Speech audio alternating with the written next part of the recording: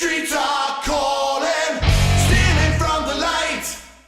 Hey guys, my name is Jordan Downey and I'm the director of Critters Bounty Hunter. If you haven't seen the short film, go ahead and pause here and check it out on my YouTube channel, because what I'm going to do now is walk you through a step-by-step process for how we made the film. You're watching part 1 of a 6-part series where I'll share with you my backstory and why Critters had such a big impact on my childhood.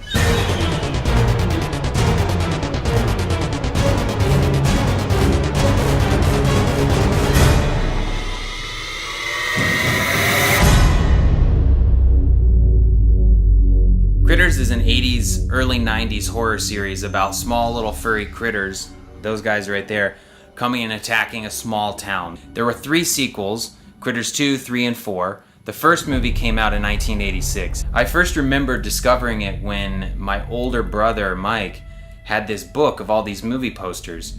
And I always remember the Critters 2 cover. So really it was the artwork that first drew me into the Critters films. I don't actually remember the first time that I saw the movies. I just remember seeing those posters.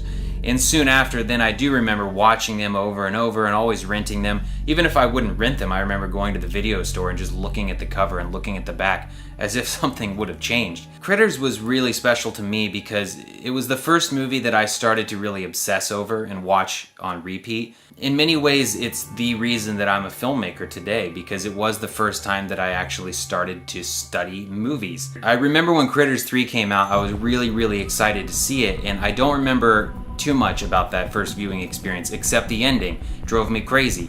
When the pod came through the roof and it freeze frames and says, "To be continued," I was so young, I had no idea what "to be continued" meant, and I remember yelling and calling my dad into the room and saying, what does this mean? And he had to explain, well, that means that there's going to be another sequel of some sort, or the story will continue. I remember trying to call and put a hold on Critters 4, and they were all rented out. My dad travels a lot for work. When I was a kid, I asked him on one of his business trips to Kansas if he could try and find Grover's Bend for me. Grover's Bend is the fictitious town that the Critters films take place in.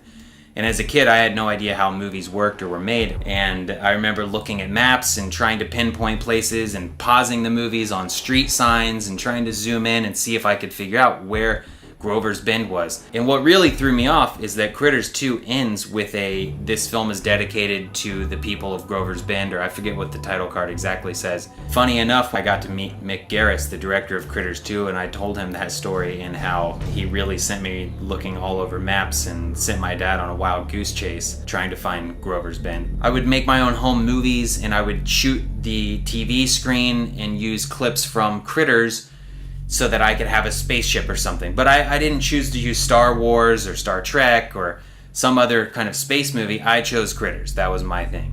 My birthday is May 16th, so literally on my 15th birthday, all I wanted to do was make home movies about critters.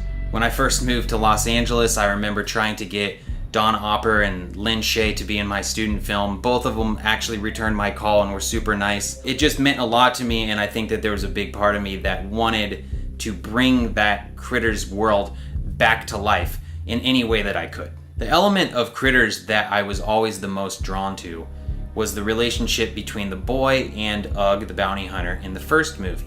It was really subtle, but I loved the mentor, father figure aspect to the fantasy character coming from space and helping out this boy and kind of befriending him.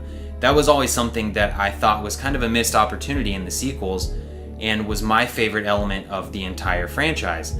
And the reason for that is because I grew up on a farm and in a small town not that far off from Grover's Bend, so I could really relate to the events of the movies.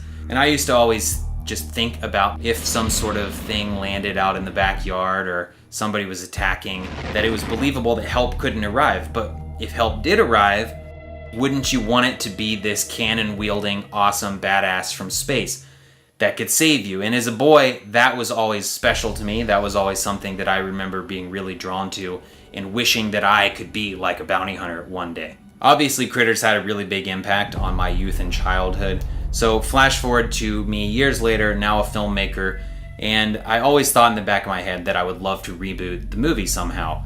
So when I read that Warner Brothers in 2014 had plans to remake Critters as a web series, I immediately thought, I have to be a part of this. So I sat there and said, what can I do to get involved? Thank you guys so much for watching, and if you liked this, be sure to subscribe to my YouTube channel. Check out the rest of these behind the scenes videos, and I've also got some other short films up there that I think you might like as well. Thanks again. See you soon.